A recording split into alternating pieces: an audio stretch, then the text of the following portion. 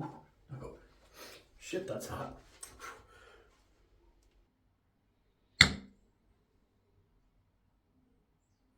I wonder if I have any mail.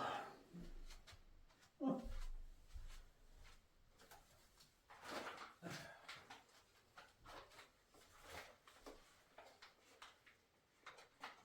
Wasn't expecting anything.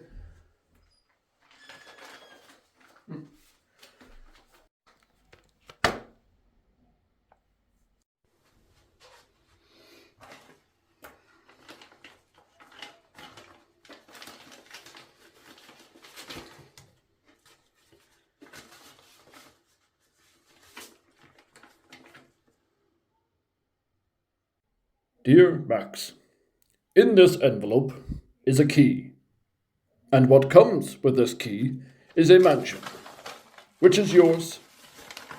This was instructed by the previous owner, George, who was your long lost uncle. As you are the only living relative, he instructed for you to have his custom built mansion.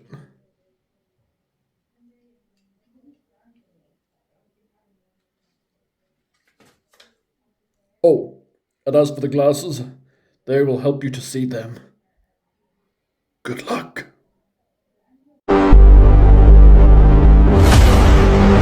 13 Ghosts of Scooby Doo. Oh, wait. So, The 13 Ghosts is a movie that came out in 2001. And what most people don't know is that this is actually a remake. The original 13 Ghosts, spelled differently, came out in 1960. So, this is just, a remake, which I didn't know that for years. And it was also the first movie directed by Steve Beck, I believe his name is. He was the visual effects artist and director, I think, for the movie Ghost Ship. So yeah, fun fact. And this was a fun movie. I really enjoyed this. I remember watching this when I was a kid. I was, my grandmother, she bought me the VHS of this movie, and I watched it, and I just instantly fell in love with it. So the movie starts off in a junkyard, mysteriously, and there's like all this stuff happening. There's like machines going by. There's loads of like soldiers, and then of course you get introduced to the great legendary Matthew Lillard. His character probably, in my opinion, stole the show for this whole movie. I thought it was kick-ass. So he comes in, and his character's called Dennis, and he's like a medium, like he sees ghosts, like spiritual medium. And the guy he's working for, who's called Cyrus, he's a major dick.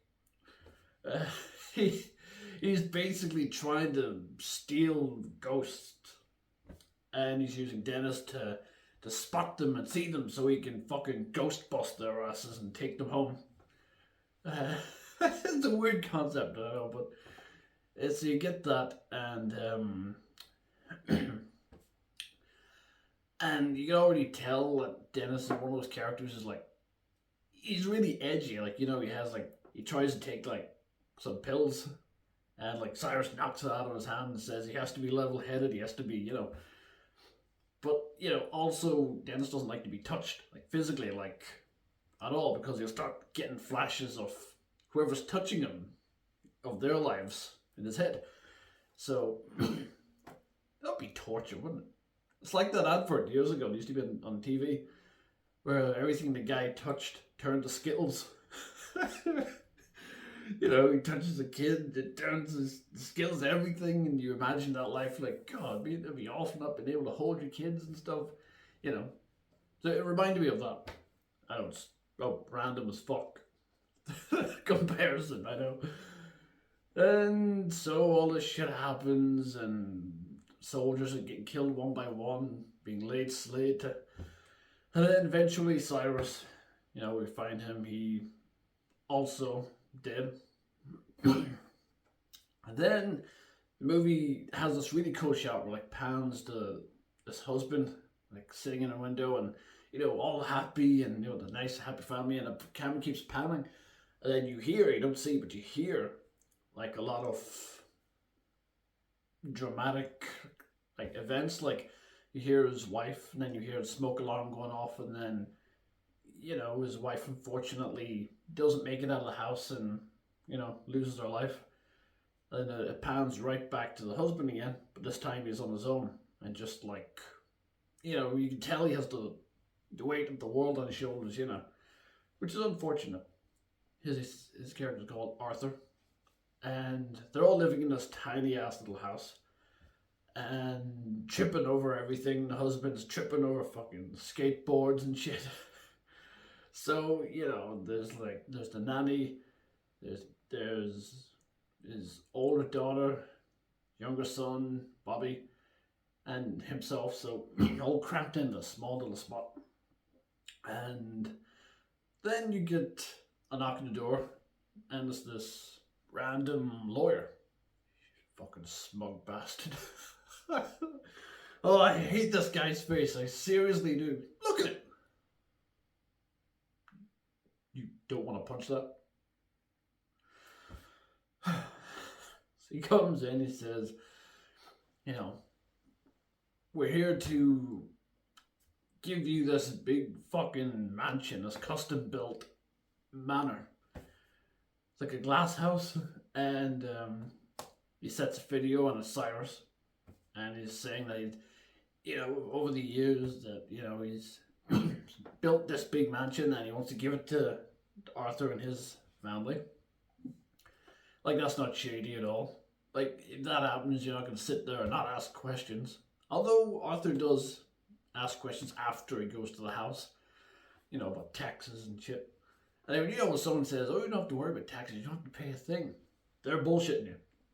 Fuck that. Especially if you got a face like this. Then, of course, Arthur says, they ask, we have an uncle? He says, yeah, well, I met him once, years ago, but he wasn't family, they didn't really like him. Sort of, took money, stuff like that. So he already had a reputation. And, yeah, so they go to this big-ass house, and it's fucking huge, and the design, like the architectural design of this house is amazing. Like, I love how it looks, all the symbols and all the key alone, like a big funky fancy ass key. The open fucking thing is pretty cool. And then, of course, we're reintroduced once again to Matthew Lillard's character, Dennis, who's there as the electrician. I swear he steals the show. And he's trying to get in and claims that he has to get in, and there's a big power cut all over the whole neighborhood. And the lawyer's like, well, can't you just come back next week? Fucking smoke face. I was like, no, I've got, I can't remember the exact number he said, but a big long fucking number of houses that are without power. I can't leave them, can I? I said, why not? Lawyer's the dick. They fucking, they couldn't have picked a better person. So Arthur says to him, yeah, no, that's fine with me. I'm the owner now. You can go in, fix whatever. And he opens the door, and big fancy key and the whole fucking thing unlocks, and it's literally just a big glass house. And, like, it's fucking huge. And so Arthur pretty much runs off down to the basement, but he's not down there to fix anything. He's down there looking for Cyrus's money. Because, Cyrus owed him a fuck ton of money before he snuffed it. So he's down looking around, comes across what seemed to be like glass holding pens. And when he puts on these particular glasses, basically you can only see these ghosts if you put those glasses on. You take them off, you're not going to see them. And if they are there, you're not going to see it until you put them glasses on. Then boom, it's right there. So it's a pretty neat concept. I like that. So he puts them on, he starts seeing things, and he's freaking the fuck out. Like, what the fuck? This is where he kept the ghost. He runs up to try and get Arthur, and there's a lot of really funny one-liners in this movie. It genuinely cracks me up. Like, Arthur said, okay, rule 1, no throwing stones in the house. Like, this big glass house. Did you get it? Did you get it? I hit it. And So he tells the kids, like, stay here, stay the fuck, stay here. I'll be back in a minute. Stay. Boom. And he goes up with Ben Moss, I think the lawyer was called. So he's asking him about tax and everything, and like trying to understand, like, what's the catch, you know.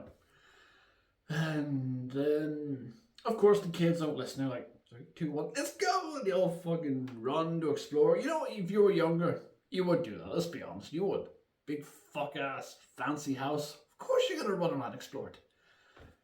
So they run around exploring and getting lost, as you do. So then, Dennis manages to go in, find them, you know, Arthur and the lawyer. It's like, listen, you can't sign that. You found me out of here right the fuck now. He's taking fucking overalls off. Look, I'm not an electrician, all right? I worked with your uncle, okay? You used to capture ghosts and stuff. He's like, goats? No, ghosts! God damn it. He's like, don't laugh at me. You know, he plays the part so good, but he's trying to warn them. Of course they're not going to listen. If you walk up to someone and say, yo, get your family out of here, there's ghosts. You know, you're just going to look at them like they're fucking crazy. You know, which is unfortunate. Because if one day something does happen, like an outbreak of zombies or an apocalypse, we're all fucked because we're not going to listen. It's simple as that. So they're all like, okay, go find the kids, figure this out. And they go, see they're all missing, and they're like, fuck, come on, I have to go find them. And the ghosts, in particular, there's 12 ghosts in this movie. 13 ghosts is obviously, you know, later on. And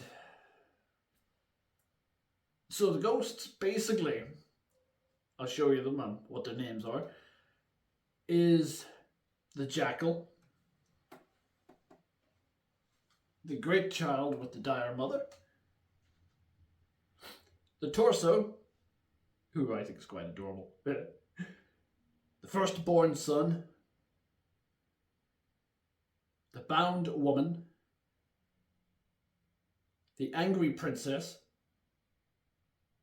the withered lover, also known as Arthur's wife, the torn prince, the pilgrimess, the hammer, and the Juggernaut.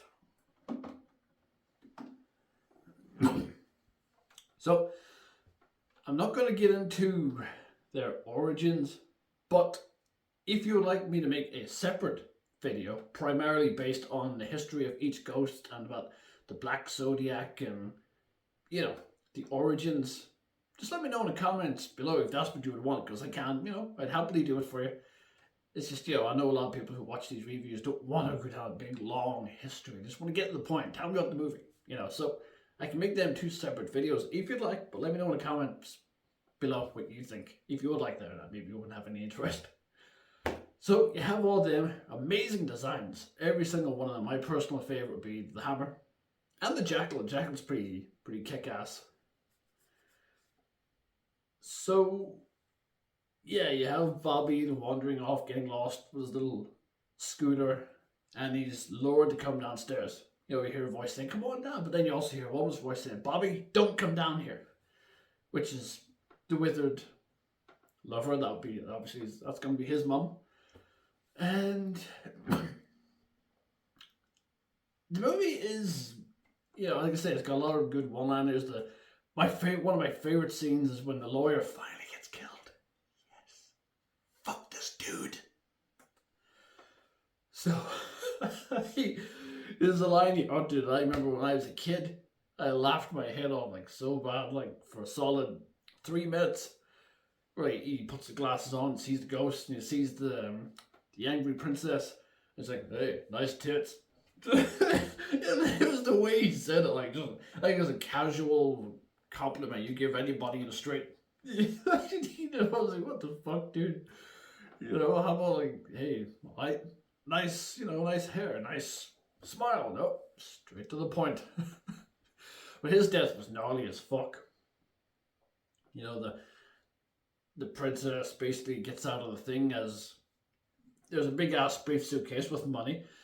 And of course, him being a fucking lawyer, doesn't ask questions, he just picks up the money, walks away, picking up that suitcase, started the events of the house slowly starting to shut itself down and opening the ghost doors. So the first one out, of course, is the younger princess, and she has a knife or whatever, and he's backing away, and then these doors just close really quick, on him like that, and then you just see him and his tie just falls off. And then this whole half of him just falls with a back half, basically split in half, down that way. So it's that part. It was a fucking really cool effect. I really, really liked it. And then you get one of them great one-liners later on where they see the lawyer's not there. Hey, did the lawyer split? Did you get it? Split. Like a fucking banana.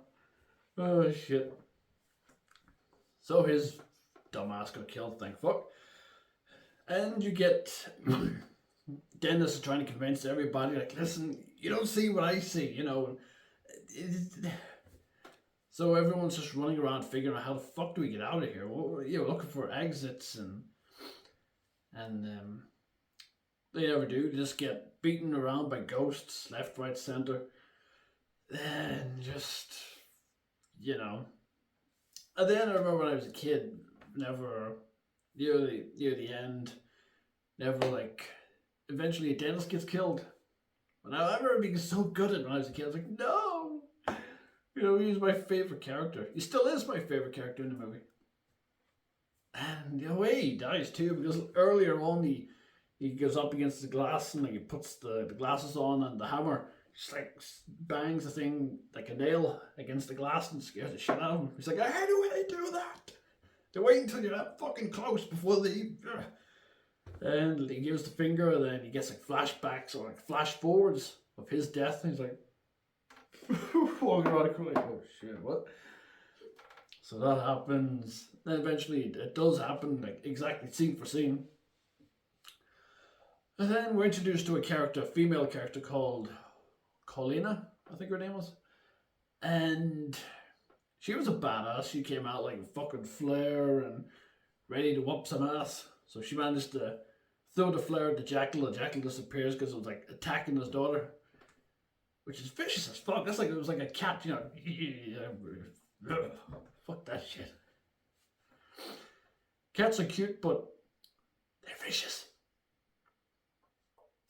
So they get back with Colina and they're like, who are you? What the fuck is going on? So she talks him through the history of listen, this isn't a house, this is a fucking machine. These symbols, as Dennis was the one who said, these symbols on the glass doors and walls, they're basically a spell that keeps the ghost beyond it. It can't pass through where that symbol is, which I thought was a really cool concept. So, of course, Colina is helping them, trying to get them out, and saying basically you want to get out of here, but I want to stop this. You want to help me, and I'll help you. We want to get to this machine, stop it, and then we can all get out of here. And then find out later on that she's working for Cyrus. Which I didn't see coming when I was a kid. I was like, what? Why? But you can tell she did have some morals. He said, Cyrus wanted the family to be killed. He's like, what? But they're kids. So there's morals there. And then, of course, Cyrus betrays her. Big, typical fucking villain. And her death... her death scene has not aged well. I really don't think so. Where you have her in this little room and it starts to close in. It's like a cartoon. It's like... you know, therefore, realistically, if that happened, you would hear bones snapping and blood splatting, everything, But it's just like bit of blood in the forehead, just a tiny bit. It was a really bad effect. It didn't age well at all. It's pretty goofy looking. And so, basically, they tell Arthur before that the only way to probably stop this is for you to become the 13th ghost, but it has to be out of love. It's like sacrificing yourself for your kids, makes you the 13th ghost, but, it's a powerful thing, so that's what Kalina said before that. So you get that kids are kidnapped, they're put in peril, they're in the center of this fucking big ass blade with gears and stuff. You can tell it's all CG'd. And, him and Cyrus fight. Cyrus is like, you're the 13th ghost, telling him to sacrifice himself. And then we found out earlier that the 4th ghost of all 12 was actually Arthur's wife, which Dennis was involved in that, but Arthur gave him a punch. Then afterwards, they were all, fine after that. But, so yeah, real scumbag shit. So they have a fight, and then Cyrus gets betrayed by all the ghosts, and they all fuck him into the gear, and he gets chopped to shit. And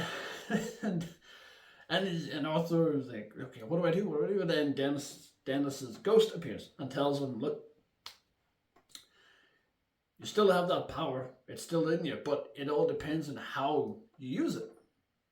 So he doesn't save his kid, but he doesn't die. He jumps just inches away from getting hit by the blade and gets it with them and unhooks them and untie them, whatever. And then the whole machine just basically overloads and blows up and literally... So yeah, the whole house basically blows to shit practically. All the glass shatters. All the ghosts walk out of the house like they're just leaving the fucking nightclub at night after it's closed, walking like fucking crippled. So they're all set free. They're all at peace.